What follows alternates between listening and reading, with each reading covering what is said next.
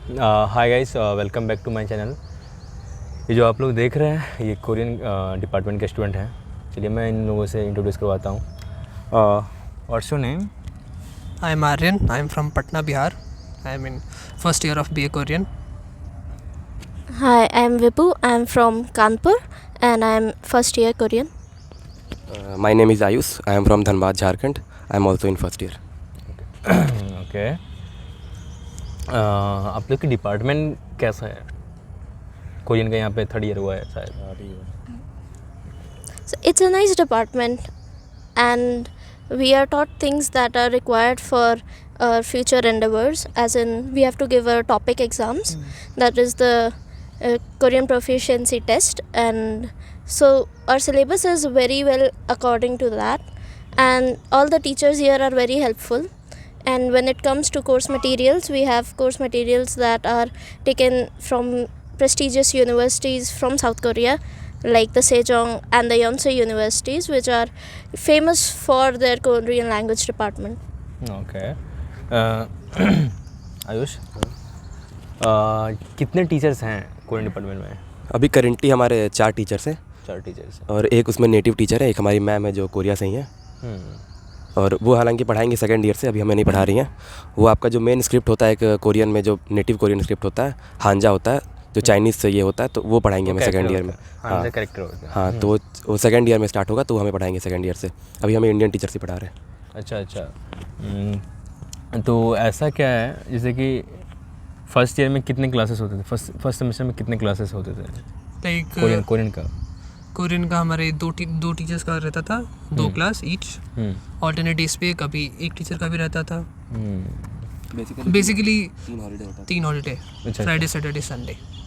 अच्छा, कोई ऐसा है जो कि पहले से पढ़ा हो आपकी क्लास में? फर्स्ट ईयर में नहीं है हमारे बेसिकली कुछ स्टूडेंट्स थोड़े कॉन्सोनेंट वॉवल्स अल्फाबेट जानते थे, like they know to how to read words. अच्छा, आपकी परफॉर्मेंस कैसे है क्लास में? मेरा हाँ, एवरेज। ओके।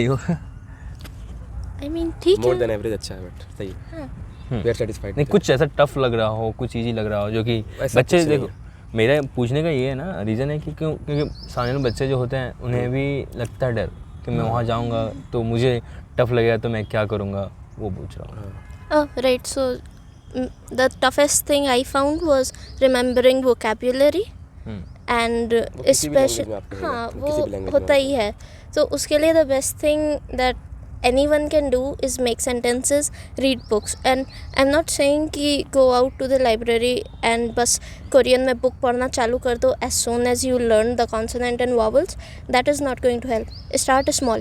पहले अपनी कोर्स बुक पूरी पढ़ लो, उसके बाद you go out and you read news articles जो कि तुम्हें इंटरनेट पे मिलते हैं, छोटे news articles. They have a bit of the vocabulary that you use and they give you an idea of what is going on in the world, और they help you with the grammar patterns, क्योंकि sometimes news articles are written in the past about things that have happened, some are written in the future, stuff like that. आप Korean movies भी देख सकते हैं Korean subtitles के साथ।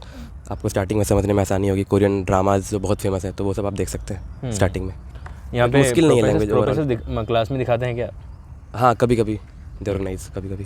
अच्छा। CUT का सिलेबस क्या है? CUT का सिलेबस देखिए, आप लोग को ऑलमोस्ट मालूम ही होगा कि एक तो इंग्लिश होता है हमारा और एक GT होगा। इंग्लिश का लेवल इस साल का तो हमें आइडिया नहीं है, बट लास्ट ईयर काफ़ी इजी रहा था। और जनरल टेस्ट भी लास्ट ईयर तो इजी ही था, बट जनरल टेस्ट के लिए इंग्लिश फिर भी में क्या है? इंग्लिश का सिलेबस क्या है? यानी इंग्लिश में क्या सब पूछे जाते हैं? में ग्रामर था मोस्टली। ग्रामर में भी आपका वोकेबलरी पार्ट रहता है थोड़ा इंपॉर्टेंट। फिर आपका वो लर्निंग वाला पार्ट में ये रहता है जो आपको याद होना चाहिए। एंटोनिम सिनोनिम्स बहुत ज़्यादा होते हैं। पैसेजेस होते हैं, वो तो ईजी होते हैं कॉम्प्रिहेंशन, बट हाँ एंटोनिम सिनोनिम, वर्ड सब्स्टिट्यूशन, ये सब थोड़ा आपको प्रिपेयर करना होगा अच्छे से। Idioms and phrases. Idioms and phrases. अच्छा, GK के बारे में बताएंगे आप? GK कहाँ से कवर किया है आपने? ओह, सो GK के लिए बेसिक थिंग इज़ कि पहले तो आपका BKG बैकग्राउंड नॉलेज अच्छा होना चाहिए। So before even starting to do GK properly, अपना 10th तक का जो सोशल स्टडीज़ है वो रिवाइज कर ले। वो क्योंकि उससे क्वेश्चंस आते हैं, रिवर्स के नेम्स जीएस में वही होता है, जनरल साइंस वही होता है हाँ, बेसिकली। वो चीज़ रिवाइज करना ज़रूरी है. Other thing what you need to know is famous people from India, जैसे कि sports personalities, any musicians that have been in news, any politicians that have been in news. And apart from that, logical reasoning. I took Arihant ki logical reasoning aptitude wali book, which was a great book for that. And instead of just going out and bas roz reasoning lagana, try to go on to YouTube and find out tricks to solve them faster, because paper dete samay time is also a big factor, ताकि आप फंसे ना. Okay, current affairs. या current affairs जैसा मैंने किया, मैं बहुत डीप चला गया था, बट उतना करने की ज़रूरत नहीं. लाइक पास्ट 4-3 मंथ्स तक आप देखो, इतना इनफ रहता है. एंड क्वेश्चंस भी वहीं से आए थे. अच्छा, रीजनिंग आपने कहाँ से किया? रीजनिंग के लिए मैंने पब्लिकेशन, या मैंने भी एक पब्लिकेशन की बुक यूज़ की थी, लाइक नाम बोल. दिशा पब्लिकेशन की बुक मैंने यूज़ की थी. मैं उसको रेगुलरली करता था, इवन 1 आवर, बट मैं रेगुलर करता था. वही था दिशा पब्लिकेशन, वो छोटा वाला. या मैंने वो उसी से किया था. एंड एक और चीज़, अगर जीके करना है, गो टू gktoday.com. वहाँ पे यू विल गेट डेली के जीके के questions. Do that, it will keep you in touch with the subject and it will keep you in touch with what is going on in the world. For current affairs I would say कि आप newspaper daily पढ़ें. At least try to. Math आपने कहाँ से किया था? Maths मैंने एक बुक लिया था अरिहंत का, ओवरऑल जीटी के लिए. उसमें मैथ्स भी था, जीके भी था, करंट अफेयर्स भी था. वो काफ़ी हेल्पफुल था, काफ़ी हेल्पफुल है. Okay. रीजनिंग भी उसमें बहुत अच्छा. अच्छा, आप लोग के स्कोर कितने बताएं क्या? 445. टॉपर मेरा टॉपर है. मेरा 412 था. मेरे को बताना है. हम जनरल बताइए. हाँ, हम बताइए. सो मेरा 330 था. ओके. अच्छा, आपका जेएनयू में हुआ था शायद. तो आपने इप्लू चूज क्यों किया? Because from what I had heard, JNU में apart from all the political situation, what I had heard was classes में one, the course goes on very fast, and as someone who wanted to learn things at their own pace, I wanted to be in a place that would give me the comfort of doing that. And दूसरा, even though it was much closer and effective for me to go to JNU, that was near my hometown, I wanted to go out and explore new things and new cultures, and Hyderabad gave me an opportunity to do that, which otherwise in Delhi, yes, I think it would have been better in terms of the course, but in overall personality development, I feel like Hyderabad was a better choice. Okay. तो यहाँ का campus experience कैसा रहा आपका? Campus overall infrastructure के मामले में बहुत अच्छा है, बट द साइज वो छोटा है. लाइक मैं ऐसे BHU था इससे पहले, मैं BHU में, तो उसका कैंपस के मुकाबले बहुत छोटा है ये, तो उसमें थोड़ा बहुत मात खाता है यहाँ का कैंपस. तुम्हारे Right. कैंपस अच्छा है. The campus is really nice, Anna. And if you look at things like this, it's so green, it's so beautiful when you get out of your hostel rooms. Even your hostel rooms are so much better than so many other places. In many famous universities, you've heard horror stories about hostel rooms. It is not like that here. It is very nice. And apart from that, if you want to know about your campus experience, that depends entirely on you and how you live your life here. Make right choices, don't get into bad things, you'll have a great time here. तो campus बहुत अच्छा है, but हाँ, it depends on you कि आप कैसे उसको enjoy करते हैं, आप कैसे उसको रहते हैं. क्योंकि रहने के लिए छोटा जगह भी ठीक है, काफ़ी, और अगर आप नहीं रह सकते तो आपके लिए बहुत बड़ा जगह भी आप नहीं कर पाओगे उसको एंजॉय. और कैंपस के लिए आपके बगल में उस्मानिया भी, अगर आप घूमना चाहो तो उस्मानिया जा सकते हैं. एंड रिस्ट्रिक्शंस किसी भी यूनिवर्सिटी के मुकाबले यहाँ बहुत कम है. लाइक हॉस्टल में आपको कब आना है, कब जाना है, वो सब बिल्कुल नहीं है, तो उस मामले में आप एंजॉय कर सकते हैं बहुत. But make sure you enjoy in a limit. Don't go out or abuse the freedom that you have been given. Keep that in mind, and you're going to have a lot of fun here, and it's a great place. Just keep your own limits in mind. Okay. Placement के बारे में आप लोग senior से बात की है क्या, कैसे उनका है लगा क्या? नहीं. या प्रोफेसर लोग से बताते हैं क्या कि कैसे क्या करना है, अपॉर्चुनिटी, जॉब अपॉर्चुनिटी के बारे में बताते हैं क्या, कैसे यहाँ से आगे आपको करना है? प्लेसमेंट के लिए देखिए पहले तो इम्पॉर्टेंट मैं बताना चाहूँगा कि if you want to learn the language then don't think about placement at first, क्योंकि basically you are learning a skill kind of. और प्लेसमेंट अगर आप अच्छे से सीखोगे लैंग्वेज तो जॉब्स हैं, बहुत तरह की जॉब्स हैं। पहले आप वो सोच के आ रहे हो कि प्लेसमेंट रहेगा नहीं रहेगा, वो गलत थिंकिंग है। मैं भी वो सोच रहा था, मैंने भी बहुत सीनियर से बात की थी कि भैया प्लेसमेंट कैसा है, ये है वैसा है। तो अगर आप लैंग्वेज सीख रहे हो तो वो इंपॉर्टेंट नहीं करता, अगर आप अच्छे से सीखोगे तो आपको जॉब्स मिलेगी, एनीवेज आपको जॉब्स मिलेगी। और यहाँ की बात करें तो यहाँ डिपार्टमेंट काफ़ी नया है हमारा, अभी हमारे जो 3rd ईयर है वही बैच अभी निकल रहा है फर्स्ट टाइम। तो उनका प्लेसमेंट जैसा लगेगा उस हिसाब से हम लोग डिसाइड कर पाएंगे कि हमारा लगेगा कि नहीं। बट मैंने काफ़ी अदर यूनिवर्सिटीज़ में जो स्टूडेंट्स हैं उनसे बात की, जैसे CUJ हो गया झारखंड, तो वहाँ पे बहुत टाइम से हो रहा है कोरियन डिपार्टमेंट, मतलब वहाँ पे है BA और MA दोनों है। तो वहाँ के कुछ सीनियर से मैंने बात की थी, तो उन्होंने बोला था कि अच्छा प्लेसमेंट सीन है। अगर आप अच्छे से पढ़ते हो तो मेन इंपॉर्टेंट वही है कि आप कितने अच्छे से लैंग्वेज को पढ़ते हो, ओवरऑल वो इंपॉर्टेंट है कि लैंग्वेज आप अच्छे से सीख रहे हो कि नहीं।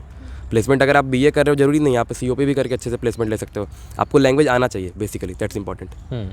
यूनिवर्सिटी इंपॉर्टेंट नहीं है, कॉलेज इंपॉर्टेंट नहीं है, लैंग्वेज अच्छे से आना चाहिए। बात सही है। कैंपस बोरिंग तो नहीं है ना? नहीं, not at all, not at all. अच्छा कुछ सजेशन दोगे? तुमने कितने घंटे अपने खुद के बारे में स्टोरी, तुम्हारा क्या जर्नी रहा है यहाँ तक का? यहाँ आने के बाद स्टार्टिंग में थोड़ा होता है जो आप लोग को भी साथ होगा, मतलब कि आप लोग बहुत ज़्यादा फ्रीडम मिल जाती है, तुरंत घर छोड़ के आते हैं। तो हम लोग हम लोग स्मॉल टाउन से हैं, बड़े शहर में आते हैं तो बहुत ज़्यादा फ्रीडम मिलती है, तो हम लोग थोड़ा नेगलेक्ट करने लगते हैं स्टडीज़ को। सो मेरे साथ वो हुआ था स्टार्टिंग में, 1-2 पहले इंटरनल में तो मेरा बहुत बुरा हुआ था। बट हाँ वही है कि आपको सीखना है, फिर उससे वो ज़्यादा लेट नहीं हुआ है, ज़्यादा देर नहीं लगानी आपको सीखने में, तुरंत आपको सीखना है कि हाँ आई मेड अ मिस्टेक।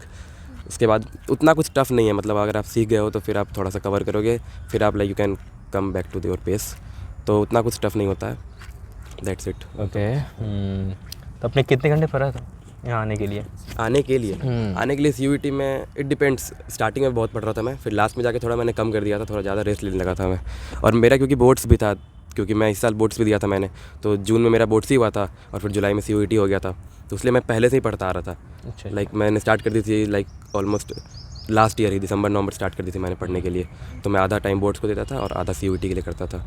और मैंने NTA से भी क्वालिफाई किया हुआ था, तो मेरा करंट अफेयर्स तो नहीं, रीजनिंग मेरा काफ़ी पहले से हो रखा था, बिकॉज मैं अपने स्टेट में NTA से भी क्वालिफाइड हूँ। तो रीजनिंग मुझे कम मेहनत करनी पड़ी थी, और रीजनिंग और इंग्लिश दोनों।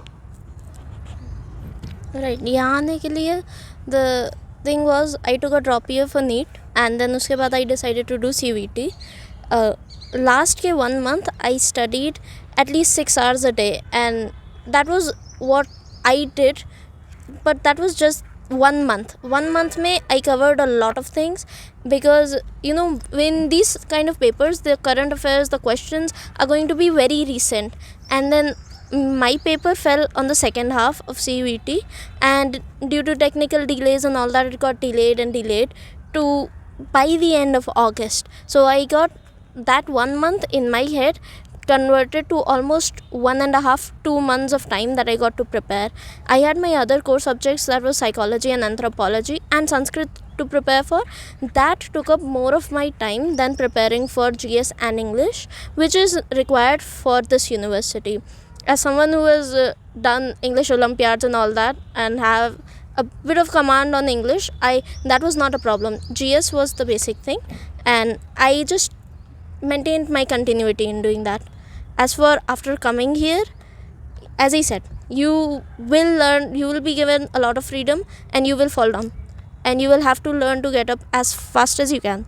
Right now I have a fixed schedule. I have to study at least 2 hours a day, and that is not taking into consideration anything else. Make yourself a schedule like that. It doesn't matter दिन के कौन से घंटे में तुम पढ़ रहे हो, बस दिन में 2 घंटा पढ़ना है तो पढ़ना है, and you know everything will be smooth sailing from there on. For me, जैसे मैं 12th बायो से हूँ, तो मेरा मैथ्स से नाता बहुत दिनों पहले ही छूट गया था। सो मेरे को ऑब्वियसली रीजनिंग मैथ्स में थोड़ा इशू हुआ था। इंग्लिश मेरा सही था, तो मैं रेगुलर मैथ्स पे ज़्यादा फोकस करता था, ओनली फॉर 1 hour, बट मैं मैथ्स ही करता था। इंग्लिश को मैंने उतना नहीं देखा, एंड में मैंने किया, देन ज़्यादा मैथ्स पे ध्यान दी मैंने, देन हो गया। ओके कोई भी अगर डाउट हो तो आप लोग टेक्स्ट करें। मैं चाहूँगा कि इन लोगों को फिर से मैं कैमरा के सामने ला पाऊँ, और all the best. All the best. All the best. Centre पे टाइम से जाना। Yeah. Okay. Good thing. हाँ बाय। बाय।